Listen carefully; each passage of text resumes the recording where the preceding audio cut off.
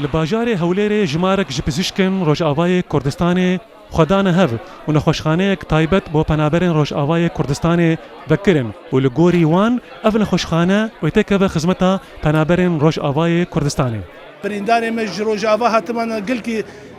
حبك عبء مسار حكومة اقليم شي ذكر سر خستيوان سر تشتيوان امجي خوازن تشكي بقدم جملتي خري يعني ام لفر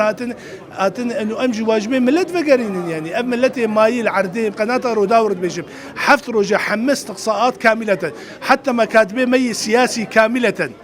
امي بطاقه ريكن جواره هر هي بيج بطاقه حياه ده بطاقه كيجا مالباتي بحاجت به فقير ببلنغاز به ويريكن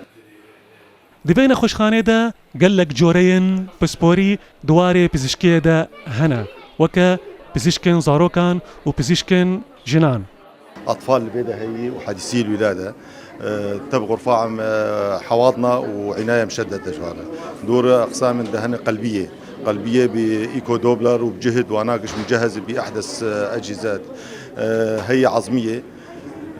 بأوجي بكافة الأجهزة المتطورة والحديثة أورام هي نسائية هي Penaberên Rojavayê Kurdistanê ku gelek zehmetî duwarê tenduristiyê de didîtin kêfxweşiya xwe anîn ziman û hêvî dikin ku ev nexweşxane alîkariya wan bike. أمنا خوش كاتن يعني زور زحمتك كلكي زحمة معيشة الفر ما نظني بنبري خواب دمكن بس أنا كم تحسن إنه تشتكي قلكي باشا سري ما بيبلند الحمد لله أمنا ما تحيرن بري تشكي بجهز شهنازية ومستشفك جبوب هنابرة استقبال بك ولو بقيمات أو بنيفي قيمات أو تشكي رمزي بالسنة قالك كل دردي فابنا براس بك أمنا حسبين أمن غريبين Ev yekem nexweşxane ya pizîşkên Rojavayê Kurdistanê ku birengekî fermî li başûrê Kurdistanê tê vekirin.